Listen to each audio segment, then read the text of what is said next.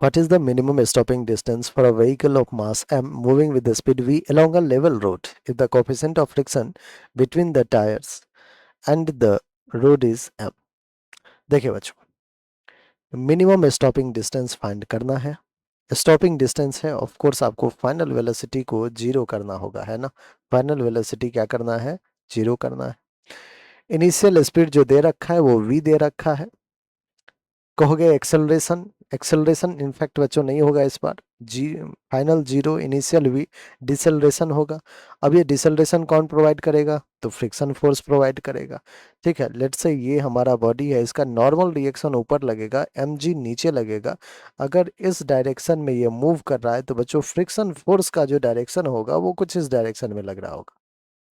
I think आपको ये कहानी समझ में आती है। फ्रिक्शन फोर्स की अगर बात करें तो होता है म्यू इंटू एन। म्यू और एन की वैल्यू यहां से देखें आप, एन एम जी के इक्वल है क्योंकि ऊपर नीचे कोई मोशन तो है नहीं। तो friction force mu M G, mu constant, M constant, G constant. तो फ्रिक्शन फोर्स जो है वो कांस्टेंट है, तो जो एक्सेलरेशन ड्यू टू या deceleration due to friction force होगा वो भी क्या होगा? कांस्टेंट। अगर ये कांस्टेंट होगा और आपको डिस्टेंस फाइंड करना है तो v square equals to u square plus two s का फॉर्मूला लगाइए। V zero zero u square plus का टू, एक्सेलरेशन क्या होगा? आप कहोगे फोर्स अपॉन मास। फोर्स क्या है? Mu M g upon mass m into s. और बच्चों ये सिंस डायरेक्शन अलग है, डिस्प्लेसमेंट इस डायरेक्शन में तो फोर्स इस डायरेक्शन में, है ना। तो एक्सेलरेशन हमारा माइनस होना चाहिए कि नहीं होना चाहिए? बिल्कुल।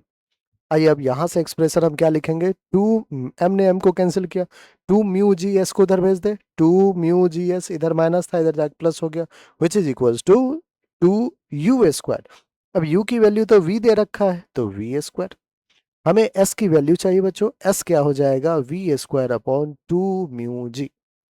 सो v square upon two mu जी, ये हमारा मिनिमम स्टॉपिंग डिस्टेंस है जो कि हमारा ऑप्शन नंबर वन है। ऑलराइट, तो ऑप्शन वन हमारा बिल्कुल करेक्ट।